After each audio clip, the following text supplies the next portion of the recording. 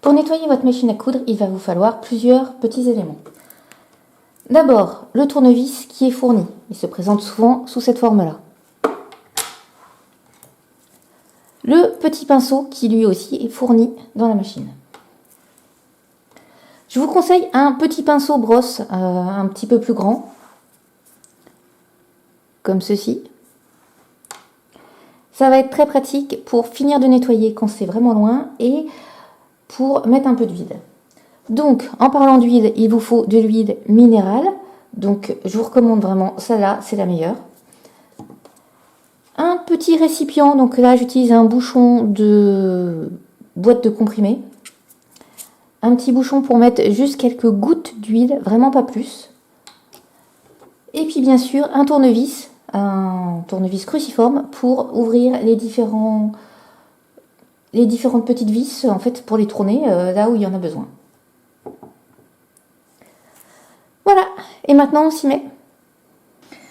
Alors tout d'abord je vais enlever le pied de biche, nettoyer un petit peu tout autour.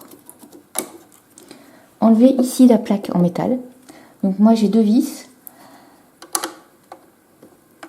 Vous avez votre petit tournevis inclus, sinon vous pouvez utiliser un tournevis plat standard.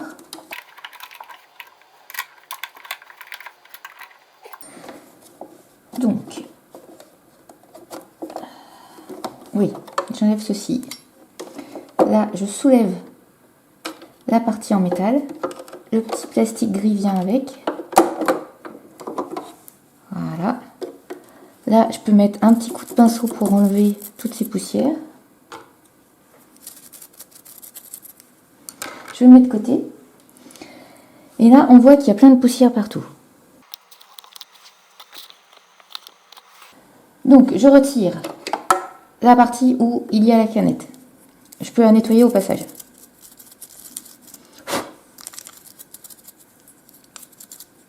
Je la mets de côté. Et là, maintenant, tout ça, ça va se nettoyer donc avec notre petit pinceau pour enlever un maximum de peluche, de poils. Regardez ce que je trouve. Il y en a beaucoup partout. Vous pouvez faire tourner la molette pour faire bouger cette partie.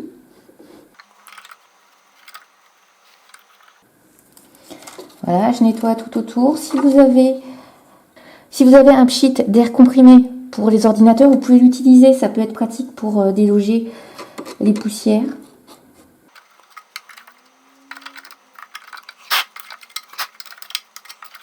Voilà, donc ça c'est la partie à faire régulièrement, genre entre chaque projet, entre 2 ou 3 projets, selon comment vous cousez, si vos projets sont avec beaucoup de poils, s'ils sont longs, des choses comme ça. Voilà, et donc là on peut déjà remettre s'il n'y avait pas grand chose en poussière. Mais si comme moi vous en avez beaucoup plus, on va démonter un petit peu plus.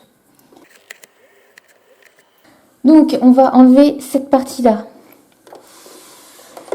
Alors, la vis se trouve ici pour moi, donc sur la partie haute derrière, et je vais prendre un vrai tournevis pour l'enlever. Conservez bien vos vis quelque part pour ne pas les perdre.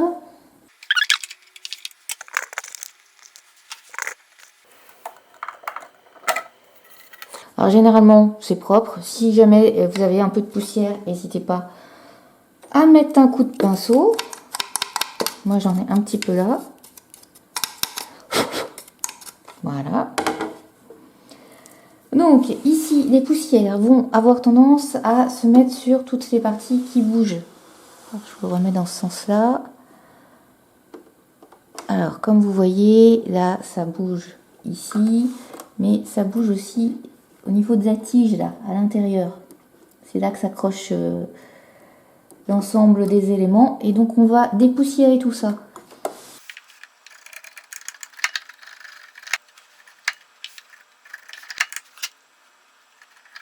Ici vous pouvez enlever cette partie là, c'est pas obligatoire, des fois vous avez un peu de poussière, donc vous avez une petite vis, cette partie se déclipse vers le bas, et pour la remettre il suffit juste de revisser. Là je vais pas l'enlever parce qu'il n'y a pas grand chose.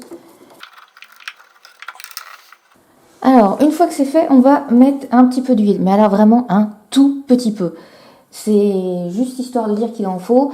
C'est quand votre machine, en fait, elle commence à faire un bruit un petit peu... comme si ça accrochait, en fait. Vous voyez le mécanisme, vous avez l'habitude de l'entendre. Et d'un seul coup, c'est beaucoup plus bruyant, beaucoup plus grave. Voilà, généralement, c'est que ça manque un tout petit peu d'huile. Alors, pour éviter d'en mettre trop, je prends mon petit capuchon. Ça peut être n'importe quel récipient. Je mets quelques gouttes d'huile minérale. Alors, pas l'huile alimentaire, sinon elle va durcir ou n'importe quoi, ça va être dégoûtant. Pas d'huile ni végétale ni animale. Voilà, de l'huile minérale. Donc en fait, c'est à base de pétrole, hein, simplement. Et moi, j'utilise donc le flacon de chez Singer. Je trouve que c'est ce qu'il y a de mieux. Et en plus, c'est recommandé aussi pour les anciennes machines, si vous en avez. Elle est très vieille. Donc ça passe vraiment pour tout. Le flacon coûte dans les 6 € généralement, à part si ça a augmenté depuis. Et vous avez moyen de l'utiliser, je dirais, toute une vie. Hein, sauf si vous êtes collectionneur de machines. Mais voilà, il n'y en a pas tant besoin que ça. Donc là, j'ai vraiment mis 2-3 gouttes. On voit absolument rien à la caméra. Je trempe le bout de mon pinceau, mais alors vraiment le bout, et puis je les sors sur le plastique. Là, je vais venir en mettre sur toutes les parties qui bougent. Donc, il y a une tige là. Voilà, ici elle descend. Donc, je mets mon pinceau, je frotte légèrement. Est-ce qu'on voit dans ce sens-là? Elle est là, ma tige. Là, je frotte. Et je fais remonter, redescendre, je vois où ça va. Et là, je peux remettre aussi un peu sur la partie haute. Je vois que ça va glisser dedans. Voilà. Vraiment pas plus. Ici, on a des petits mécanismes qui bougent. Et toutes ces parties que vous ne pouvez pas atteindre, c'est parce qu'en fait, c'est pas prévu pour nous. C'est prévu vraiment pour les réparateurs. Alors là, c'est le pied de biche que je graisse. Hein. C'est pas le plus utile, mais bon, j'y suis.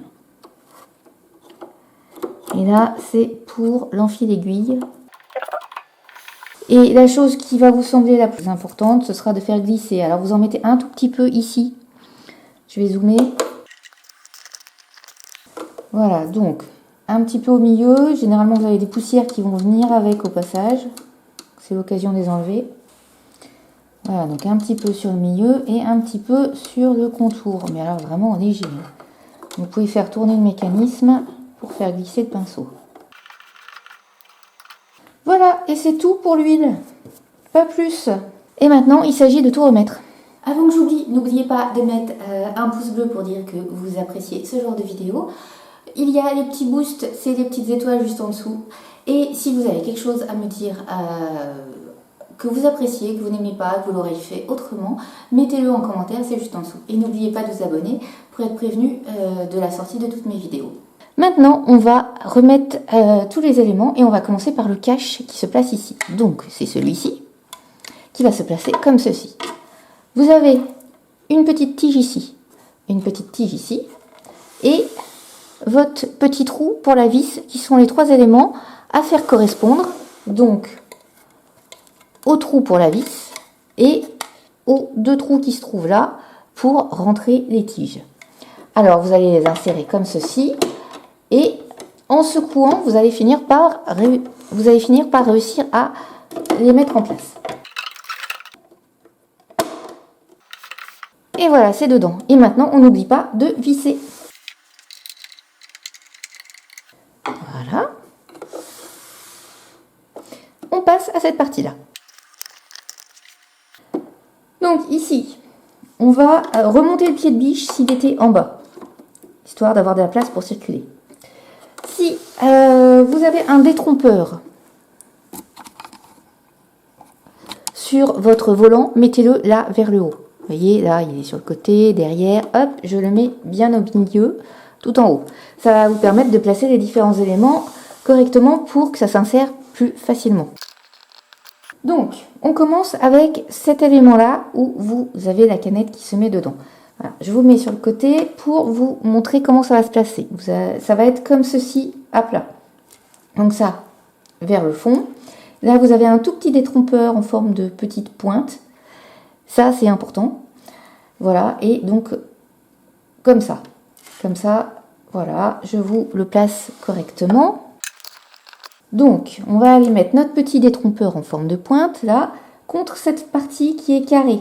Alors, il peut y avoir des petites variations, comme ici, vous avez un petit élément en plus, mais souvent, ça a une forme carrée, et c'est là que votre détrompeur va venir taper pour se positionner. Donc, vous le glissez sous les griffes, ça va finir par s'insérer, et là, vous voyez, si c'est bien placé, ça vient taper ici. Voilà, donc ça c'est en place correctement. Maintenant, on va mettre la plaque avec les lignes sur les griffes et les petites pattes qui vont venir clipser en dessous. Voilà. Les deux petites vis. Alors, je les fais tourner à la main pour le début et je finis avec le tournevis qui est fourni.